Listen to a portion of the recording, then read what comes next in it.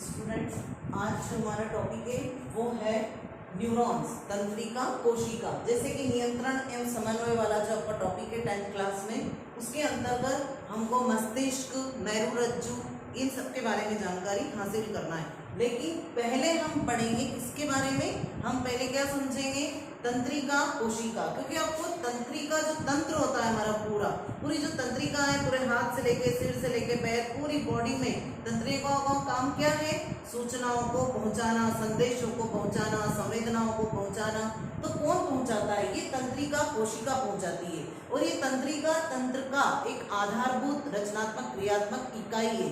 जैसे हम क्या कहते हैं? कोशिका हमारे शरीर की आधारभूत इकाई है। इसी प्रकार तंत्रिका तंत्र की आधारभूत इकाई क्या है? ये तंत्रिका कोशिका। अब ये जो तंत्रिका कोशिका होती है, इसको हम पढ़ेंगे तभी हम मस्तिष्क, मेरुरज्जु, है ना, कि किस प्रकार से मस्तिष्क कार्य करता है, मेरुरज्जु के द्वारा किस प्रकार से प्रतिवर्ती क्रियाएं होती है, वो सब हम समझेंगे। तो हम सबसे पहले देखते हैं कि इस तंत्रिका कोशिका में क्या क्या पार्ट होते हैं। तो इसको रचनात्मक एवं क्रियात्मक इकाई कहा गया है। किसकी? तंत्रिका तंत्र की, हमारा जो नर्वस सिस्टम होता है उसकी। तो इसको इंग्लिश में कहते हैं न्यूरॉन्स, ऐसे कहते हैं तंत्रिका कोशिका।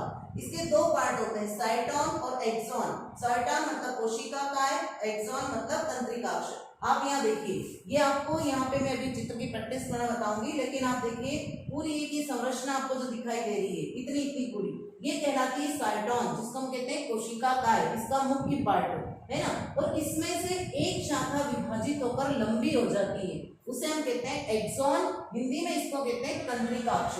अब ये जो साइटॉन होता है, इस साइटॉन के भी पार्ट्स होते हैं। यहाँ देखिए आप, इसके कुछ जो है इस तरह से इसकी शाखाएं निकली हुई है। इन शाखाओं को हम कहते हैं डेंड्रॉन्स, और इन डेंड्रॉन से आगे शाखाएं निकलती है, वो कहलाती है डेंड्राइट्स। बीच में इसके पाया जाता है केंद्रक, अंदर केंद्रिका, अंदर का द्रव्य इसका कोशिका द्रव्य, और ये गुलाबी रंग से जो दिखाए हुए ये निजिल्स कण है। ये निजिल्स कण जो होते हैं, ये क्या करते हैं? प्रोटीन सिंथेसिस का मतलब इसको पोषक पदार्थ प्रदान करते हैं। और ये नीचे जो लंबी पूरी संरचना जा रही है वो कहलाती है एक्सॉन, इसको कहते हैं तंत्रिकाक्ष।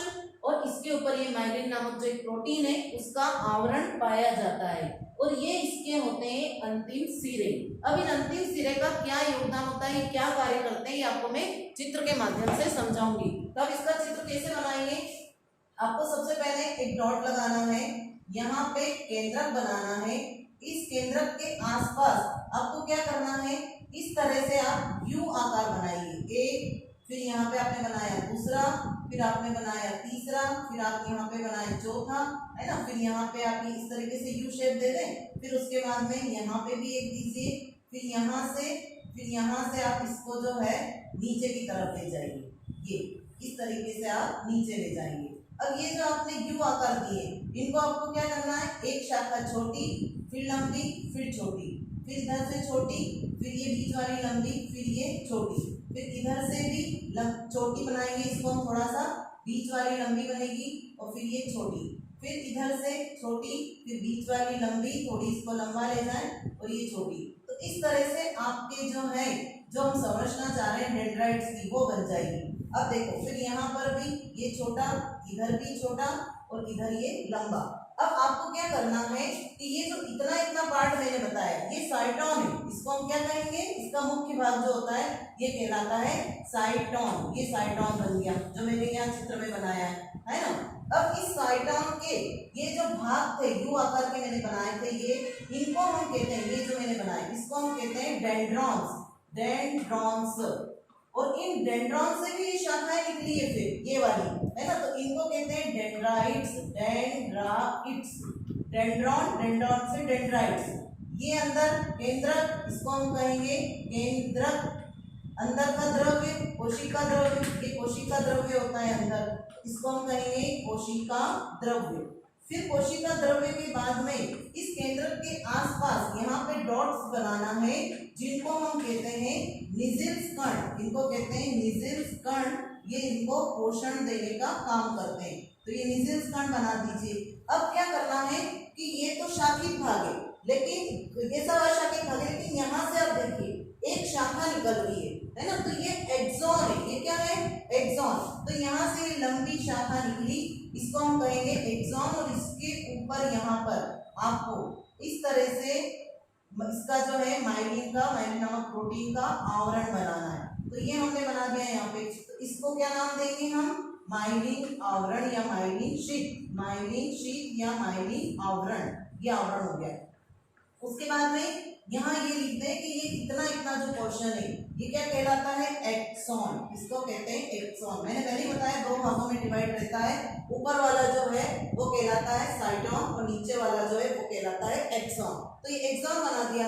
अब इसके अंतिम सिरे, ये इस तंत्रिकाक्ष भी कहते हैं इसको, एक्सॉन को इसको कहते हैं तंत्रिकाक्ष, है ना। अब ये क्या है? इसके अंतिम सिरे, ये इस तरह से अंतिम सिरे इसके। अब इस अंतिम सिरों में यहाँ पे तंत्रिकाएं निकली हुई है।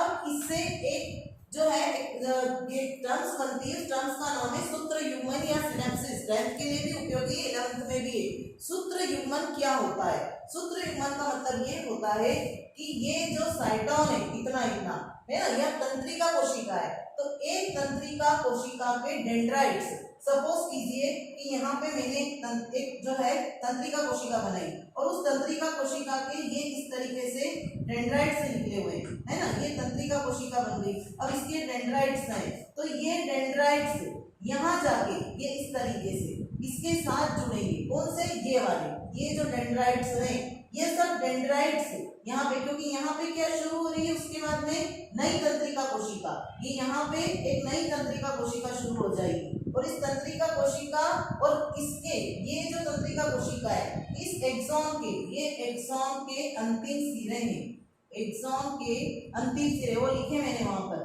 तो एक्सॉन के अंतिम सिरा है ना, इसका अंतिम सिरे और एक्सॉन के अंतिम सिरे और दूसरी तंत्रिका कोशिका के डेंड्राइट्स, मतलब यहाँ पे दूसरी तंत्रिका कोशिका आके जुड़ गई और उसके ये डेंड्राइट्स आपस में जिस स्थान पर मिलते हैं उस स्थान का नाम होता है सूत्र युग्मन। इसको कहते हैं सिनेप्सिस या फिर सूत्र युग्मन।